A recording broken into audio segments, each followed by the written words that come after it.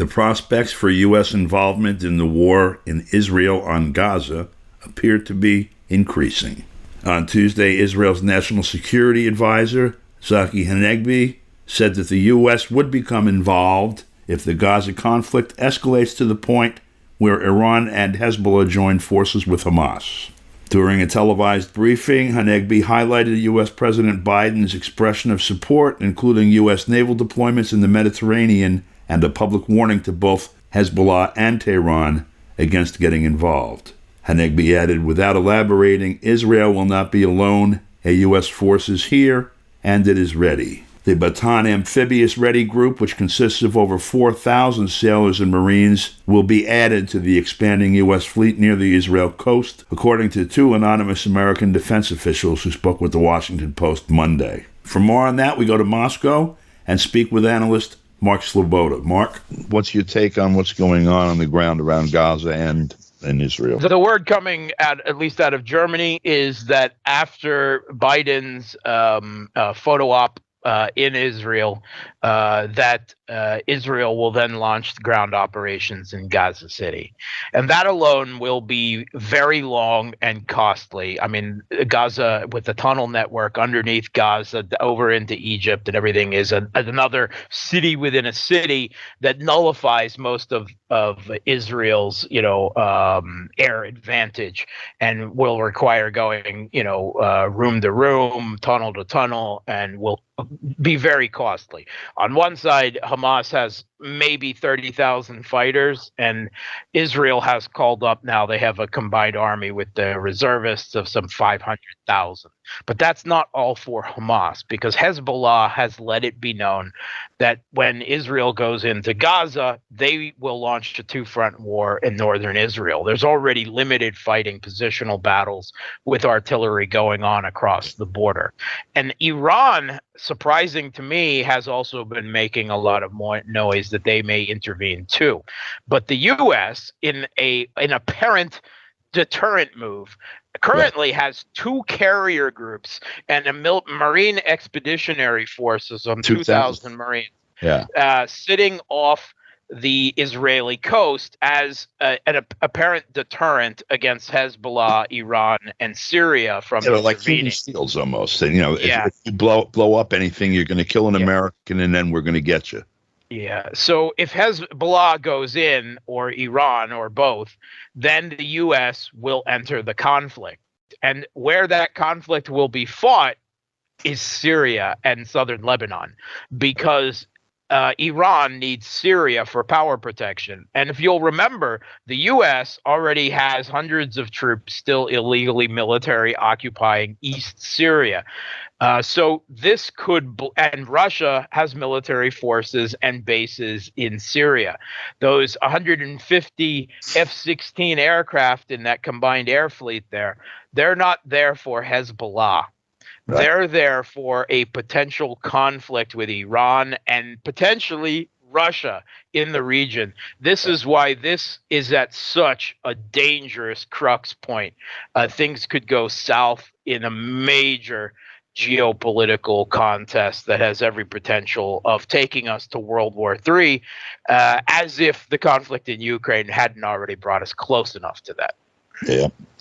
Yeah, I think it's made a war, a big war, thinkable for sure. They spent so much time watching it be on the table, and it didn't spread like that. So let's play some more. It's insane. It really is. It is. All right, Mark, thanks for your time and your expertise as usual. Thanks for having me, Don. Although the Western media is very clear about what Israel is seeking through this military activity, the Palestinian perspective has been noticeably absent. On Tuesday, RT's Charlotte Dubinsky interviewed Palestine's ambassador to the Russian Federation, Abdel Hafiz Nofal, and we bring you excerpts from that interview. Excellency, thank you for joining us on Russia Today. You're welcome. What do you see the reason for the escalating violence that we are witnessing in the Middle East at the moment between Israel and Hamas specifically? The question is not between Israel and Hamas. The question is between Israeli and Palestinian question. We signed between us and Israeli an agreement in '93 at the White House And the agreement has been designed for 5 years. After 5 years, we must go together for negotiation to reach two-state solution. In this moment, we recognize Israel at the historical Palestine. From 78% from all Palestine, PLO recognize Israel.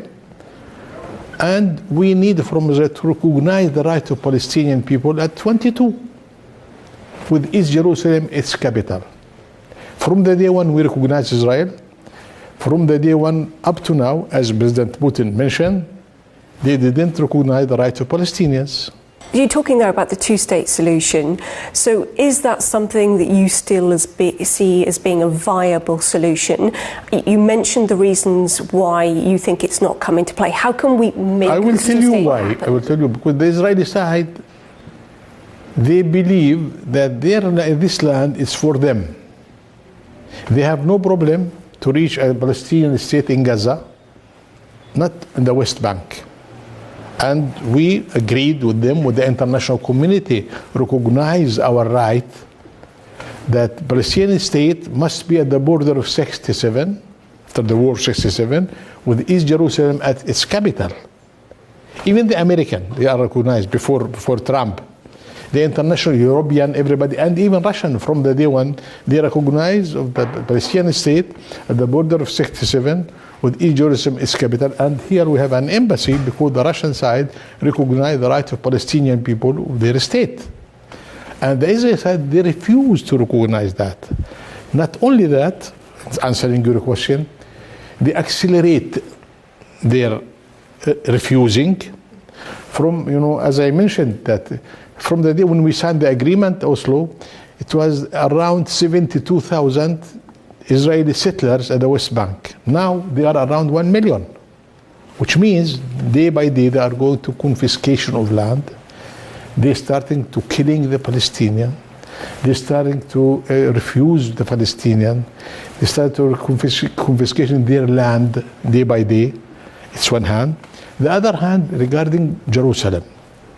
Jerusalem, for the Muslim and the Christian, anyway, they have also a lot of problem with the Russian church, which we call the white church in Jerusalem. It's belong to the Russian. They are a problem for to take how the settlers, they thieve the land, the places, something, and for Al-Aqsa. The Israeli believe, or some of Israeli religious, believe that Al-Aqsa must be changed by Haykal of Sulaiman. It is, and our President Abbas, during his speech at the United Nations General Assembly, he said that I am saying that the things are moving very fast to the religious war. If the international community not doing something to stop it. Okay, so who is that? Who can put that pressure to get that solution that you want, which is a Palestinian state? The international community, they agreed, they recognized the right of Palestinian people, and the Israeli refused. Therefore, there is more than 1,000 resolution at the United Nations and General Assembly vis-a-vis Israeli-Palestinian issue. Not one is implemented. As mentioned, President Putin, as he mentioned at the meeting of energy here, when he said that at the 47 years, one of resolution of United Nations to have two states, Israel and Palestine. From the day when we have Israel, and up to now we are waiting Palestinian state. So does that mean the international community and the UN has failed Palestinians? I think the problem more complicated than that. Because the Holocaust of the Jewish community, because the Holocaust of Israel, the international community trying, to appeal for them, trying to do something for them. Because what happened now? 60% from killing in Gaza, they are children and women. Why nobody speaking about that, and they are speaking about some civilian has been killed there somewhere, Therefore, it's a double standard. For KPFK, I'm Don DeBar.